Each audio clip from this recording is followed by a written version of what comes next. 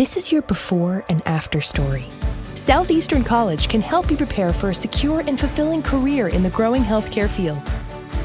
We offer a wide range of careers to choose from, so whether you want to be a medical assistant, medical billing and coding specialist, nurse, surgical technologist, or another healthcare career, we've got you covered. Become a vital part of a healthcare team and make a real difference. Southeastern College, your future is bright. Visit sec.edu to get started. All right, welcome back, everyone. Let's get right to it. We're diving deep into one heck of a game last week. Yeah, absolutely. Saints versus Chargers down at SoFi Stadium. A lot of electricity down there. Oh, yeah, big time. Both teams, looking for a win. High stakes, both teams. High stakes, absolutely, to move up in the standings. Yeah. And, the Chargers took this one 24-17. Yep. But we're going to look at some of those key moments. Yeah, this is more than just a score. We're going to get into absolutely. The why. Why exactly. Yeah, some of those player performances, coaching decisions, and how this fits into the bigger picture of the whole season. Yeah, big picture, exactly. It's back and forth game. Oh, it was. He was a nail-biter. Yeah. Let's be real. The Saints really took it to the Chargers. Yeah, they did, and that's kind of what's so fascinating about the NFL this year. It's a lot more parity than we've seen in the past. So a lot of these games are coming down to the wire like this. They really are. And that makes every win even more crucial. Because you can't really afford to drop any games. No. When it's this tight in the standings. Right, and speaking of taking it to them, the Chargers really brought the offense. Yeah. Justin Herbert, bad day. Talk about dimes. Just dropping dimes left and right, especially those throws to Keenan Allen and Mike Williams. Yep. Pinpoint accuracy. Oh, yeah. Those catches were amazing. Oh, those catches were insane. Athleticism. I was rewinding it, trying to see what was going on. It was crazy. I think coming into the season, we all kind of knew the Chargers had the potential to be a really high-powered offense. They did.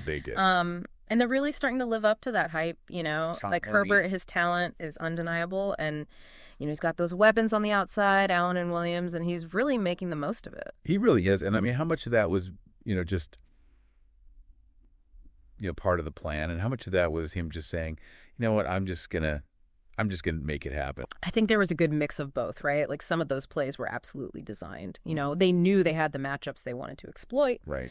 But Herbert also showed, his ability to improvise, to read the defense, and just make those incredible throws on the fly, and that's what makes him so dangerous.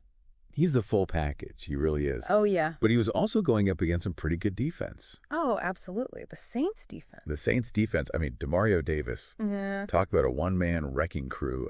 Always brings the intensity. Oh, he does. Yeah. And how much do you think, their defense did really kind of clamp down at times. Yeah. What was their game plan? What do you think they were going for there? Yeah, it was really interesting to see their defensive strategy. They were clearly focused on trying to disrupt the Chargers passing game. Okay. They brought a lot of different blitzes. They were playing tight coverage. They were really trying to force Herbert into making some mistakes. Okay, so force him into those mistakes, but they were still able to adjust in the second half. They did, and that's where I think the coaching battle becomes really interesting. Yeah.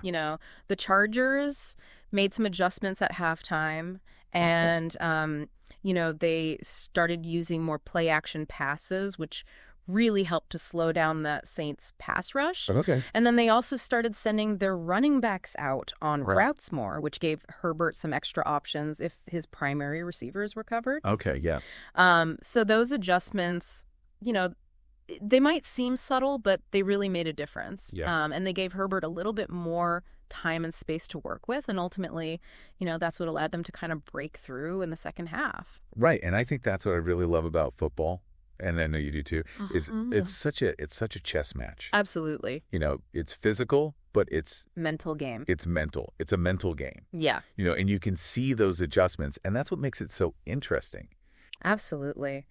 And speaking of adjustments and kind of turning points in the game, we got to talk about special teams. Oh yeah, how could we forget? Especially in a game like this, special teams. Huge impact. Oh, Cameron Dicker for the Chargers. Yeah. Automatic. Just money. Those field goals, ultimately made the difference. Absolutely. And it just goes to show, how important special teams can be. They can be. People overlook them. All the time. All the time. But they can be absolutely game-changing. you know? Absolutely. Ticker's consistency under pressure was huge for the Chargers. It was. It was. You know, on the flip side, the Saints really struggled in their return game. They did. And, you know, that hurt their field position. It hurt their momentum. And those hidden yards, they really add up over the course of the game. They really do. So that's something they're going to need to work on going forward. Absolutely. So let's zoom out a little bit here.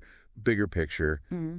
You know, this win puts the Chargers, in a good spot.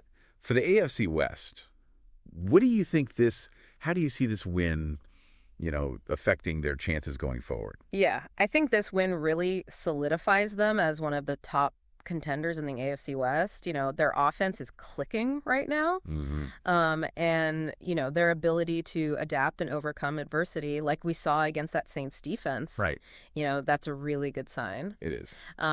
They've shown they can win close games, and that's going to be huge down the stretch. Yeah, it is. It is. And for the Saints, they're in a tough spot. Tough division. A tough division. This puts them, what do you think their chances are? I mean, they had some bright spots in this game. They did. But, they still came up short. It's a tough division, and this loss definitely puts them in a challenging spot. Got it. I think they need to find more consistency, especially on offense. Yeah. You know, Derek Carr, he's still adjusting to that new system. Right. And he had some good moments in this game, but they need to find ways to get him even more comfortable and really unleash his full potential. Right. It's still early, It is. But they need to start stringing some wins together soon if they want to stay in that playoff hunt. Okay, so we talked about the past. Let's look to the future. Yeah. What do you think?